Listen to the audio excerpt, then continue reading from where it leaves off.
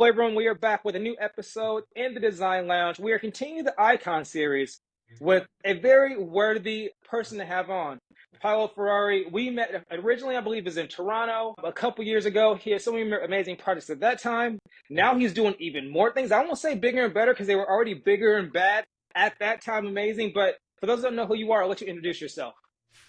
Thanks so much. I'm thrilled to be a part of this. I'm Paolo from Studio Paolo Ferrari, and we are a Toronto-based and now with a satellite studio in Milan. Design studio, our focus is really luxury hospitality, but we do retail, F&B, hotels, a lot of really fun things. So, yeah. A lot of amazing projects, and kudos to you on the Milan outpost. We need to do this a third time in person there. Almost asking for an excuse to travel. So just let me know when I you're love ready. it. Anytime, So anytime. love it, love it. So this being the Icon series, I'm gonna start you off like I started off everyone else thus far. What does being iconic mean to you? I would say, being iconic or trying to strive to create work that is iconic, that's something that we generally try to do. And for me, it is something that really strikes you and is just kind of unforgettable, extraordinarily memorable and really distinctive. But it is also about, again, this kind of balance between familiarity and something that's really new. And so again, this timelessness, invention kind of duality. And so to me, the quality of iconic kind of lives somewhere in there in relation to work. I don't want to talk about myself being iconic, it's about the iconic work. Totally, but it's that juxtaposition, right? Because you have to make it palatable so that they're willing to receive it. So it is that middle ground, right? Where we wanted to give you something that you have maybe experienced or somewhat familiar with or able to connect to it in a way, but then we're gonna have these nuances and these experiences they've never noticed before. And yet if it was so harsh, they might not be open or as receptive, but it is that commonality that allows you really to push it on the other end, I would Yeah, think. no, you hit it. I mean, for us, we talk about, we often talk about if something feels too new, it could eke into alien, and if something feels too alien, you start feeling uncomfortable. And then if something is too derivative, then you've seen it before and it's not really, it could risk not being interesting or, feel a bit boring. And so it is this really kind of fine balance. And for me, when we started the practice, I spent a lot of time thinking about what we're doing, why we're doing it. And to me, this quality is what I take away from, really great art or great architecture. And what I've come to realize is it is this balance between familiarity and the new. In a way, to look forward, you do need to look back. And so it is this kind of constant kind of tension between the future and the past. Absolutely. So I do want to go to the beginning when you launched, and you said, you were quoted as saying you just want to make really exceptional, good work, right? Just quality work. And yet you also further on went on and said, but you were a little naive in that aspect, thinking that work just doesn't get handed to you. Yeah. That aspect being the naivete of not knowing. I want to talk about the power within that because I think it's not often as discussed as the fact is a lot of some of my things that I think have propelled me forward in my career was literally the not knowing, right? The undying or desire to make sure it happens, but not knowing all the steps along the way. So can you speak to the power of naivete and how it's maybe worked in your favor? Yeah, I think the power of naivete, with naivete sometimes comes fearlessness because you don't really know what to expect and you kind of just jump in.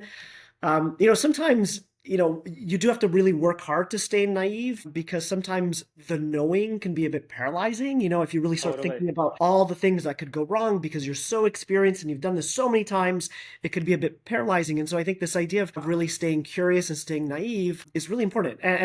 You're right, absolute power in that quality of naivete because you don't really know what you don't know, and you don't really know, I guess, how, the risks involved or the totality of those risks. And I think it just helps you maybe take risks that you may not have been ready for. And if you thought about it too much, it may have held you back. Totally. I mean, there's an aspect of creativity and not knowing the questions that you aren't supposed to ask, right? Yeah. That fresh slant, that fresh perspective. But also, like I said, unbeknownst to you, you don't know that there's a glass ceiling. If you knew Yeah. the glass ceiling, you might be like, okay, I can't do it, or then you create these boundaries and compartmentalize. I can only do this much, or I can only do it this way. When you don't know, that allows in total like almost create creative freedom to really explore and then really push that envelope, if you will. Yeah, completely. And I think tied to that is also, I think really being present and focused on the present and yeah, planning ahead, but not again, not letting that paralyze you either. Sometimes when you start, you're thinking about all the things you want to do, and it's like one day I want to do this or that. And it's kind of really about, I think, taking the opportunities that you have in hand and trying to make those into really something special and not waiting for, if one day someone gave me the opportunity to do X, then I'd really shine. And it's really about, I think, taking those dirty, grimy opportunities that you have on hand and really making them into something, because there is something powerful about just kind of building upon these kind of small steps along the way and not worrying too much about the big leaps that, might come in the future. I love that. I love the fact that you say the word grimy. Like I like when you said that and I heard it before, I'm like, okay. Talk about that. Talk about turning grimy opportunities into a gem, right? I would love for you to expand on that because I think like a lot of us, we try to figure out how we can go from A to Z, right? But Yeah. it's A to B to C to D to E Yeah. to F, and it's all those little aspects, those little nuances, little details that we learn along the way that Yeah. takes us from A to Z. And if you try to go from A to Z, inevitably it's almost like you fail every time. And Totally. so, talk about turning those grimy aspects, those little minute details, those miniature opportunities that turn into big opportunities later Yeah, on. yeah. So one that comes to mind is, we designed a really special, little cannabis store a few years ago. So this was, I don't know A if you little special award-winning cannabis award winning. store. Yeah, I mean, listen, Okay, I'll say it for you. You don't have to say it. I'll say it for you. so we designed, and thinking back, I mean, now it's probably about 5 years. I think it was, yesterday, but it was probably about 5 years ago. And so, we were a really small practice. I think we were probably a team of five. Today we're 45. Small Wow. practice. And again, in my mind's eye, one day I would love to do an amazing retail project. I love, designing retail. But there's not a lot of those opportunities around, especially in today's climate. And so we were given this opportunity to design a cannabis store. And, I wasn't sure. I wasn't sure if it was the right typology for us. I wasn't sure if, in the future, at that point, we hadn't yet done a hotel with a major brand. Okay. Would major brands not kind of, I don't Respond know, well. would they not respond well to a typology like this? So anyhow, I put that aside. The client is someone that we've worked with in the past, really amazing, really always gave us a lot of creative freedom. His vision was, he really wanted to create, one of the world's kind of most exciting and interesting new, cannabis typologies. And so for us, it was really a rethink. And it turned out to be this extraordinary, very special project. It won a lot of awards. It was on the cover of Interior Design magazine, which never in a million years would have thought that that project would have led to that.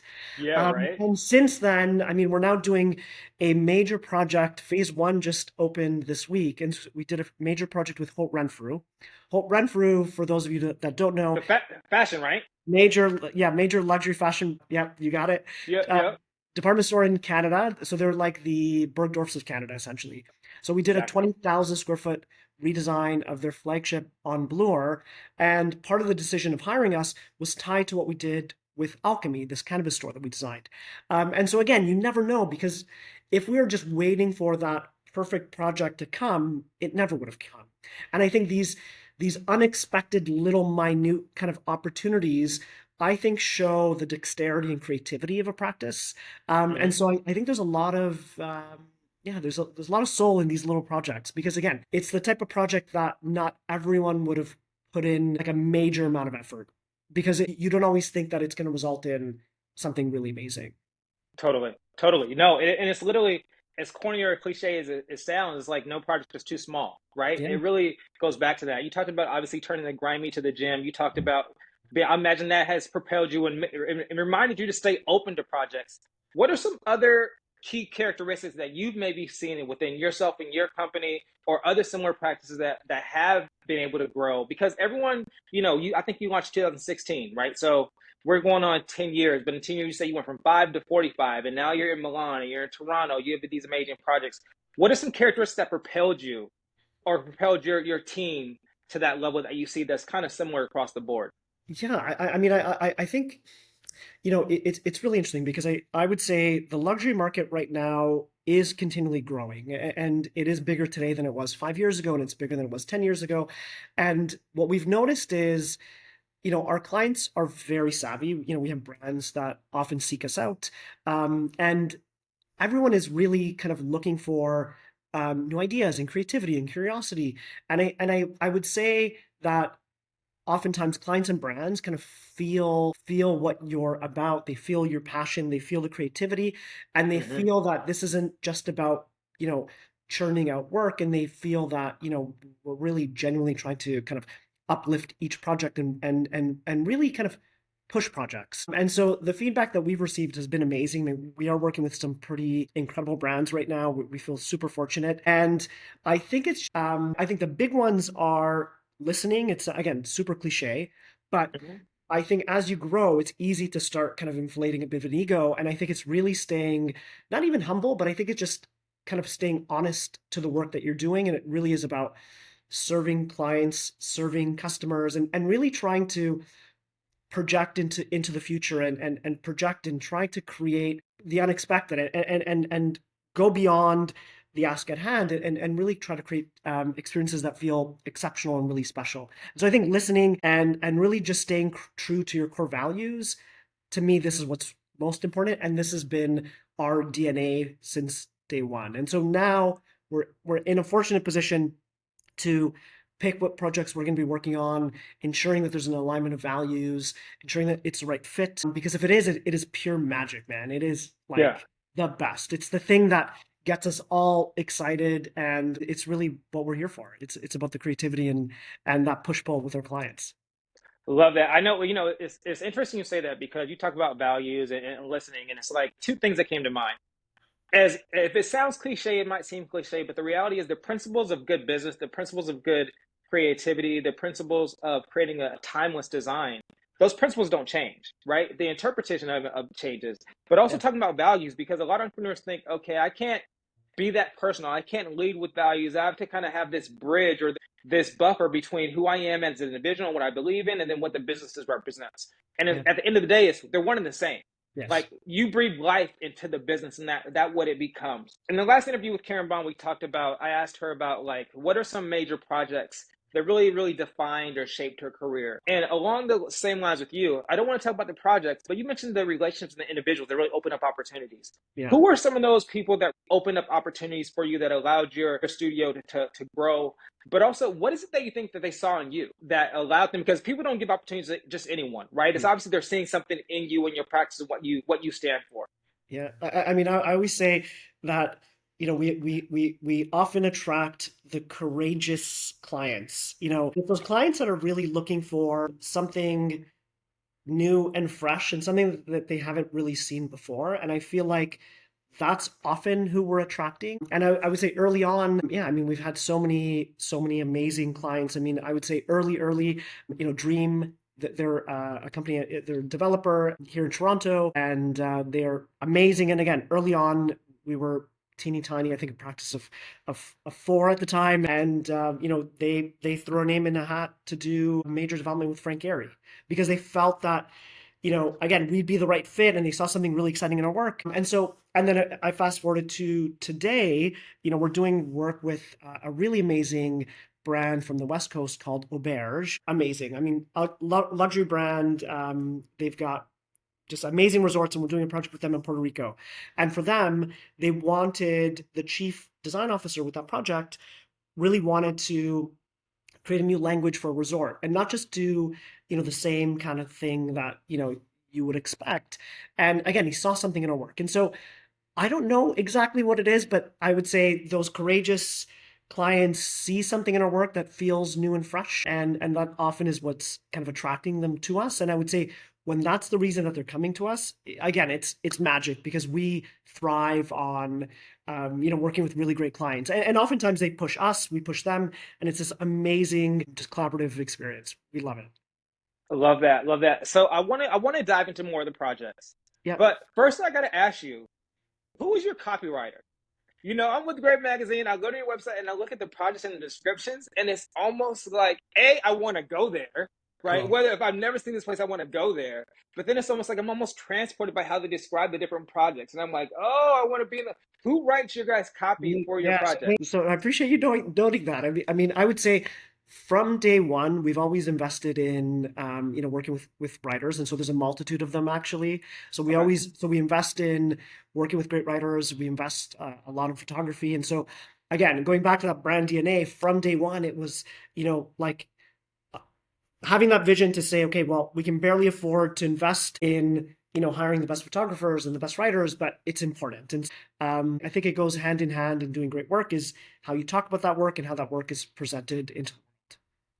Talk about that, and I would love to hear. I know a lot of people are going to hear this, right? And they're going to want to aspire to do some of the products you do, or work with some of the clientele that you work with. What are some of those non-negotiables from the beginning, right? Because a lot of times people think, okay, you got to this point now, so of course you have the best photographers, of course you have a writing staff, of course you do this and this and this, and don't skip on anything.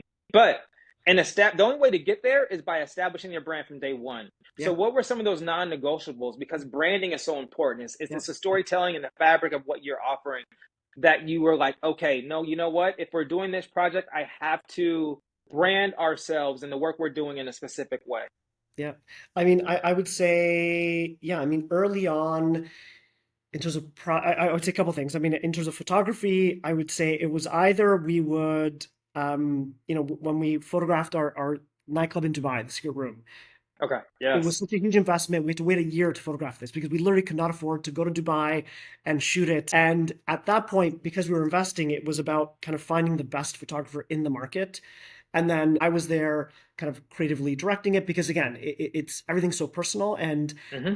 wanted to ensure that the quality was super high. But listen, I would say if I go back to early days, not every project was like the perfect ask. And what I came to realize was, especially in the early days, we were being hired for maybe not the right reasons, where we were being asked to do things where it pushed us because it pushed us out of our comfort zone, but it wasn't that they were hiring us because, oh, we love this body of work.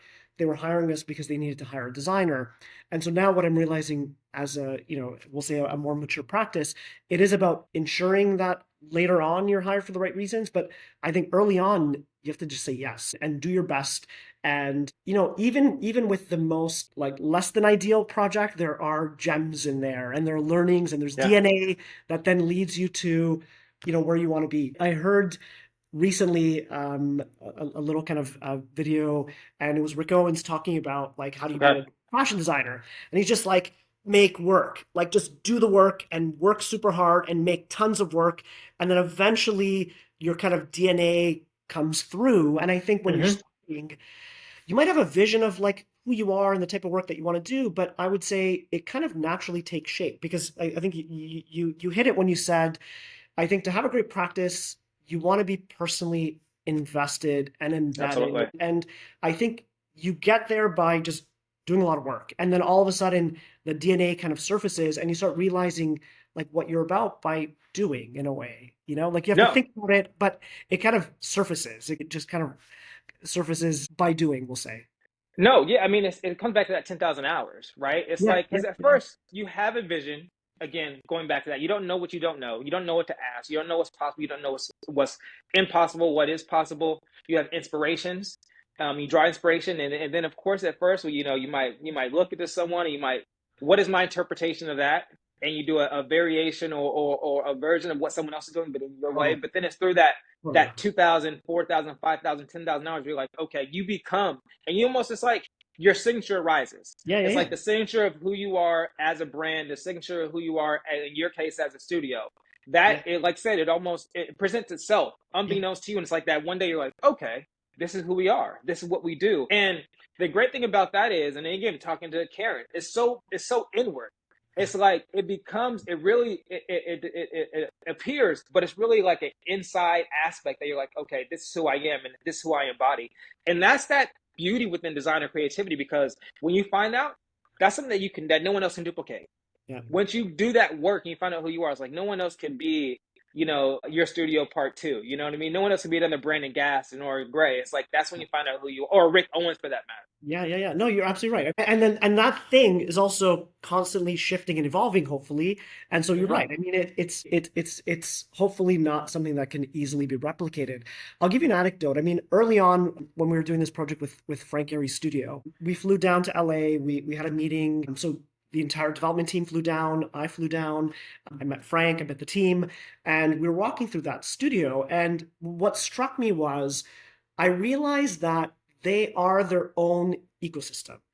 And for Frank Gehry Studio, Yeah. their studios, their office is filled with project models, and every project, the starting point for every project is kind of like lives within those models that live within the studio, and they kind of continue this kind of lineage of work. And what I came to realize was, if the internet imploded and there were no other references, Frank Gehry would be doing the work that Frank Gehry does because that DNA is within that studio. And Yeah. that's when I realized that I think the goal of a practice is not constant reinvention, but I think getting to a point where you start becoming self-referential, like you go back to yourself and look for those starting points, because then you're just kind of looking to yourself and finding those starting points of ideas, and you're kind of continuing this kind of DNA and this idea of what your work is about, and it's all connected. And so for me, that is really important. It's not about constant reinvention, but it's about kind of ensuring that things feel connected and they evolve. Absolutely. I would be remiss to overlook their awards. We talked about Alchemy, we talked about, furniture awards, but I want to jump into Daphne, the restaurant. That seems like that has caught something maybe that everyone is like talking about. Like I said, I saw the pictures and your pictures look amazing, by the way. Again, I want it. Next time I'm in Toronto, I definitely have to go eat there. But what is it about that project particularly? Because it's you did five projects in one, right? It's all these different experiences from what I gather looking at it. Yeah. It's like you're teleported to one area, which has a seamless transition to another area, but it's almost like multiple projects all under one space that all works together. What is it about that project? Yeah. So I mean, Daphne, when we did Daphne, so again, we're looking back, when Daphne opened, so we did Raffles Long Bar, Daphne around the same time. So these Okay. two projects kind of came out in the world around the same time, super different. Raffles Um, in Boston, correct? Raffles in Boston, correct? Correct, okay. And when we thought about Daphne specifically, it really was about creating, you're right, I mean this kind of quality of this kind of experiential dining. And our client is this kind of really amazing restaurateur in Toronto who has restaurants and clubs in Toronto and Miami. They partnered with Dream, and so again, got a lot of roads to lead back to Dream. So Dream brought us into this project, Okay. and we were working with his name is Charles Caboose, and he wanted to do something really special. And that project was really quite interesting because it's in the financial district in Toronto, which was never known for destination restaurants. Weekend, it is a ghost town. And so we really need to create something that was magnetic. And the ask with that project was super simple. It was kind of this new take on an American bistro. An American bistro has ties to Europe, as we know.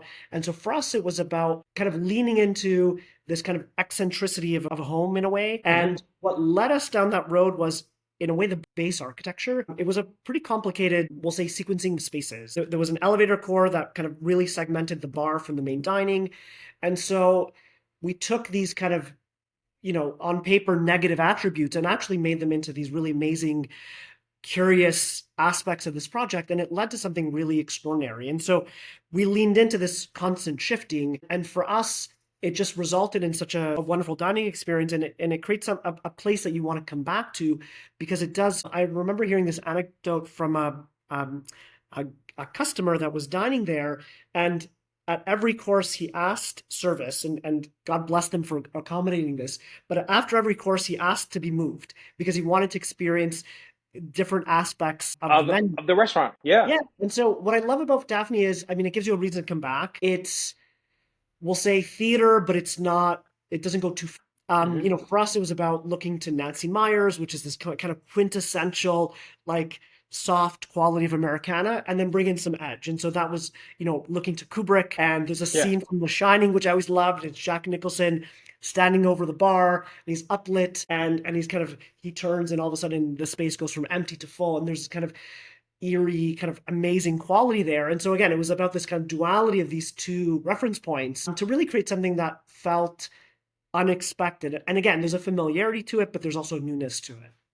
Absolutely. I would imagine as a restaurateur, you'd have to love that working with the designer that is creating a space in which the consumer feels the need to come back multiple times, right? Yeah. Because again, it's like you're having a different experience. I would also imagine, like me, it's like how I show up in the world, right? Will determine like how I might dress or how I want to feel. If Yeah. I'm sitting in one area, I might even want to order a different aspect of the menu as opposed to, the bar area and the bar experience and the Yeah. outside area, right? Yeah. So Yeah. from a financial perspective, the lifetime value of that customer is increasing because it's like I can't just come there once and just eat one time. I need to come here 3, 4, 5 times, experience the totality of the menu, the totality of the design, and then figure out what I am accustomed to or what I feel the best in, and then continue to come back over and over again. So it's like you're creating that lifetime value customer just from creating these different experiences, different spaces within the place. Yeah, oh, completely, completely. And for us, I mean, when we think of venues like this, like when we're leaning into this quality of theater, we really look to film. And for me, the editing in film is of huge inspiration because we'll say the power of an edit is what comes before and what comes after. And so this Exactly. is also how we think about the sequencing of spaces and how things shift. And again, I mean, it's a super fun space. It's doing very well. I mean, it's a project we're very proud of. You talk about film. I know you've referenced Stanley Kubrick a couple times, and a lot of designers, a lot of creators, whether it's fashion, whether it's interior design, architecture, whatever field, they look to film for inspiration. What is it that you think that you see differently? Is it that frame by frame almost aspect of it where you have the entering of a space, but it's almost like video editing, right? Like you said, like you're cutting from one scene to the next. So there's that anticipation of what am I going to experience? And then there's your initial response when you get in that space. And then as you're navigating through that space, you're going to feel a different way until you get to that next frame. Is that you think the ingenuity and how you design with that frame by frame referencing of film? I think it's a big part of it for sure. I mean, you know, last night I was watching Ripley, which if you haven't started to watch that, it is brilliant. Okay, I Um, haven't. and so the way that the series is filmed, again, the cinematography, the editing, it is so good because it shifts from high to low, and so you get these like again these mundane things like someone walking up a staircase, but all of a sudden by changing the perspective, it completely changes the way that you see that thing and it changes the and so that to me is a big part of it. Also, for me personally, film is almost like the most pure version of what we do in a way because it is super controlled and kind of thought out. And so in many ways I would say film kind of perfect design or perfect architecture. Mhm. And so, you know, we draw a lot from film, but you're right. I mean, it is about those kind of shifting perspectives. And again, sometimes it's about seeing something really kind of banal in a super new way that just makes it feel, you know, fresh and exciting. And it's just a slight change in perspective or framing or lighting. It's like that subtlety, the nuance. No, I mean, and me hearing you say that, it almost makes me think of two different ways. A, you're seeing it in a fresh way, a new slant that someone else might overlook. Yeah, But also, it makes it so you can't overlook anything, correct, right? correct. When you're looking at it from every single angle, every single degree, up close, far away, creating depth, creating, that almost cinematic aspect of it, you Yeah. can't overlook any aspect of the design. Yeah, completely. And I would say a big part of what we do is, you know, sequencing of spaces, thinking about, you know, sight lines. I would say any great architecture, we think about sight lines. I mean, or the, you know, compression and expansion of space. But sight lines are huge. I mean, the idea of like what you're seeing when you enter and turn and shift and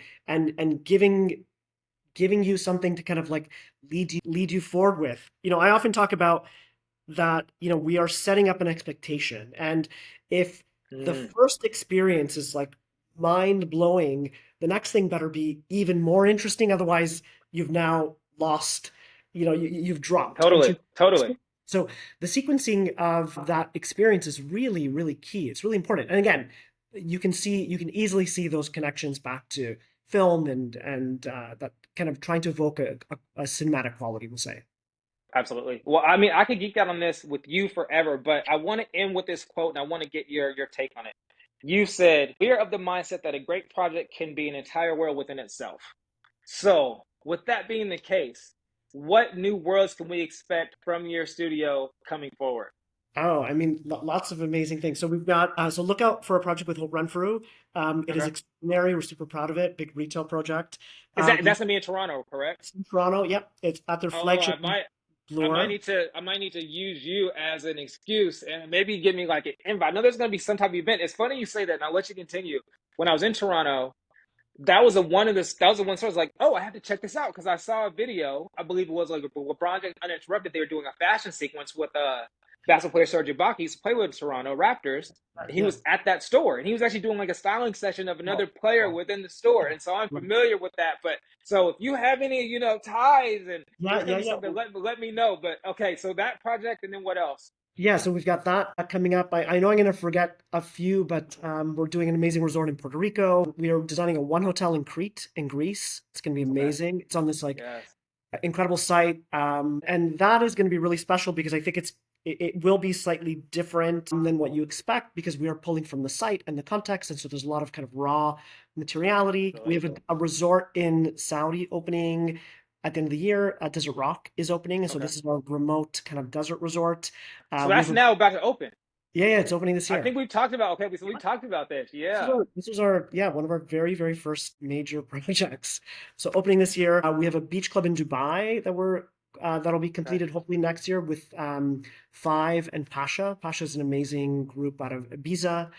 We have goodness, what else? I mean, there's many other exciting things. Hong Kong is the project in In Hong Hong Kong? Kong, yeah. So we are designing a members club in Hong Kong. Okay. It's in a really amazing building. So it is in the Henderson. It's a Zaha Hadid designed tower, really, really beautiful architecture. And we're designing the top two floors, which are a members club.